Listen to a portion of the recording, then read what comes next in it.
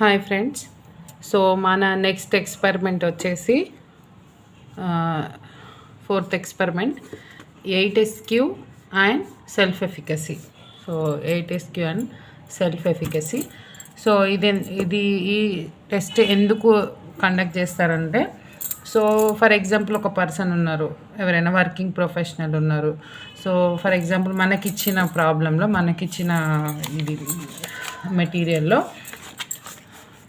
So ఒక sales executive ఉన్నారు. ఆయన మనల్ని అప్రోచ్ అయ్యారు. ఎందుకు ఆయన ఎక్స్పీరియన్స్ చేస్తున్నాడు యాంగ్జైటీ, ఆయన వర్క్ స్ట్రెస్, ఫ్యాటిగ్యూ, డిప్రెషన్ అన్నీ అతని జాబ్లో ఆయన ఎక్స్పీరియన్స్ చేస్తున్నారు.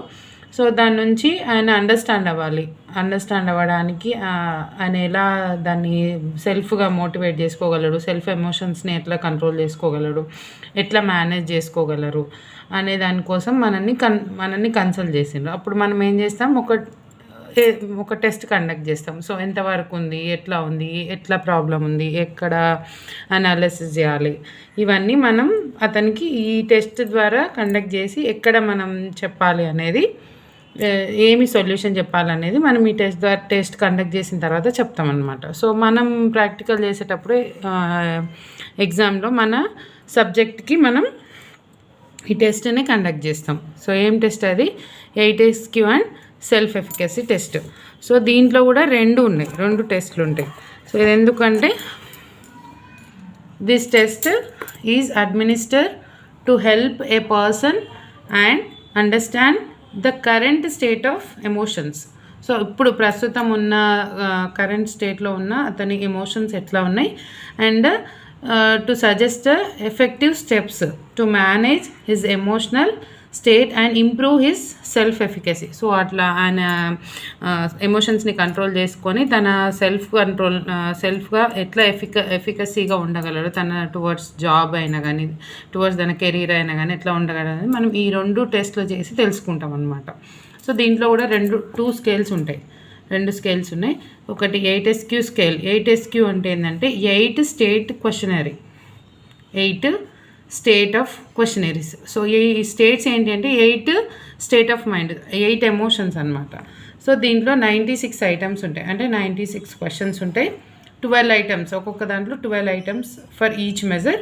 So how you feel at the moment అంటే, ఆ క్వశ్చన్స్ ఆ క్వశ్చనరీ మనం అతనికి ఇస్తాం, ఎవరికి? సబ్జెక్ట్కి ఇస్తాం. సో సబ్జెక్ట్కి చెప్తాం, మీరు ఇప్పుడు ఉన్న ప్రజెంట్ సిచ్యువేషన్లో మీకు ఏది అనిపిస్తే అది టిక్ చేయండి అని చెప్పి ఇస్తామన్నమాట. సో అది self efficacy. Sorry 8SQ. Next test వచ్చేసి సెల్ఫ్ ఎఫికసీ టెస్ట్. దీంట్లో 10 ఐటమ్స్ ఉంటాయి. సో దానికి ఆ రేంజ్ ఉంటుంది. సో 1 2 3 4 రేంజ్ ఉంటుంది. సో ఆ రేంజ్లో మనం దాన్ని టిక్ చేయమని చెప్తాం. సో ఈ టిక్ చేసి మనకిస్తారు, ఏది ఆన్సర్ షీట్స్ మనకిస్తారు. సో దాంట్లో మనం స్కోర్ తీసుకుంటాం, తర్వాత స్కోర్ తీసుకుంటాం, ఇంటర్ప్రిటేషన్ తీసుకుంటాం. దేని నుంచి? స్కేల్ కూడా మనం తీసుకోవాలి కదా. ఫస్ట్ క్వశ్చనరీ తీసుకుంటాం, ఆన్సర్ షీట్ తీసుకుంటాం, నెక్స్ట్ స్కేల్ తీసుకుంటాం. ఎప్పుడు ఎక్స్పెరిమెంట్ స్టార్ట్ అయ్యేటప్పుడు తీసుకున్న తర్వాత మన క్వశ్చనరీ ఆన్సర్ షీట్ వాళ్ళకి ఇచ్చేస్తాం. వాళ్ళు సబ్జెక్ట్ ఎవరైతే ఉన్నారో వాళ్ళు టెస్ట్ అవన్నీ చదువుతారు. చదివి వాళ్ళకు ఉన్న ఫీలింగ్ బట్టి అప్పటిన్న ఎట్ ద మూమెంట్, అంటే ఆ మూమెంట్లో వాళ్ళకి ఏమనిపిస్తే అది ఆన్సర్ చేస్తారు, తర్వాత మనకి ఇస్తారు. మనం దాన్ని స్కేల్ నుంచి స్కోర్ చేస్తాం. So 8SQ. సో ప్రాబ్లం, ఇందులో ఇచ్చిన ప్రాబ్లం ఇది. సో మనం అనాలిసిస్ ఆఫ్ ది ప్రాబ్లం రాయాలి, నెక్స్ట్ ఎక్స్పెరిమెంట్ రాయాలి, నెక్స్ట్ ఇట్లా స్కోర్ చేయాలి. ప్రొఫైల్ మనం ఇట్లా గ్రాఫ్ గీయాలి. నెక్స్ట్ ఇదేమో 8SQ ప్రొఫైల్ ఇది. సో దీంట్లో 8 డైమెన్షన్స్ ఉంటాయి.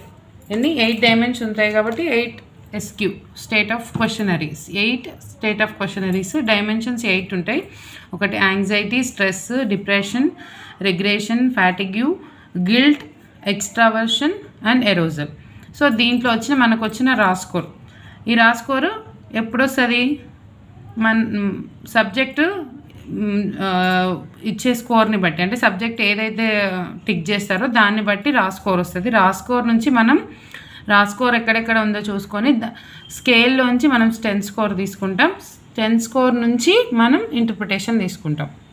ఓకే, సో 6 ఉంటే యావరేజ్ ఉంది అంటే ఒక రేంజ్ ఉంటుంది, ఆ రేంజ్లో మనం ఈ ఇంటర్ప్రిటేషన్ రాసుకోవాలి. నెక్స్ట్ ఇది self efficacy. So self efficacy కూడా చూపిస్తాం. ఇది 10 క్వశ్చన్స్ ఉంటాయి సెల్ఫ్ ఎఫికసీ స్కేల్లో.